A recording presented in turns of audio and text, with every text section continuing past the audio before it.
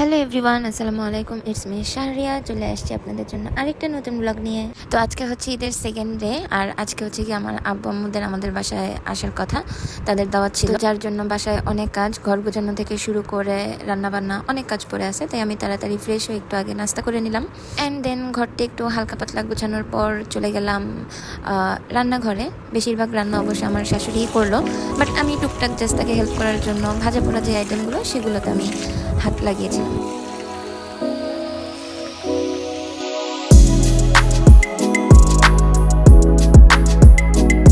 আম্মুরা খাওয়া দাওয়া শেষে একটু রেস্ট নিচ্ছিল, অ্যান্ড বিকালে হচ্ছে তাদেরকে একটু পায়েস নাস্তা দিলাম। অ্যান্ড যেটা বিকেলে মাস্ট বাবা মার জন্য ইম্পর্টেন্ট, সেটা হচ্ছে চা। তারা খুবই চা খাওয়া পছন্দ করে বিকেলে। অ্যান্ড চা খাওয়ার পর বাবা খুবই আড্ডা দিচ্ছিল, বাট বাবার অনেক গরম, তাই এরকম খালি গায়ে বসে আছে। অ্যান্ড সত্যি আসলে এত গরম যে আমিও পাগল হয়ে যাচ্ছিলাম। তো বাবা মারা চলে যাওয়ার পর আমিও একটু বের হয়ে পড়লাম বাইরে ঘোরাঘুরির জন্য।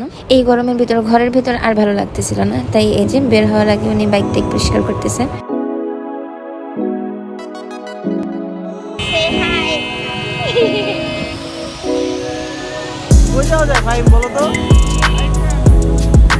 এই তো আমাদের সেই কমন প্লেস ধানমন্ডিতে আড্ডা মারার জন্য চলে আসি। আর আমার এই ফেভারিট মিট বক্সটা খাওয়ার জন্য চলে আসলাম। এখানকার মিট বক্সটা আমার খুবই পছন্দ। এখান থেকে আড্ডা শেষ করে দেন আবার ব্যাক টু হোম। ভিডিওটা ভালো লেগে থাকলে please like, share and subscribe. আল্লাহ হাফেজ।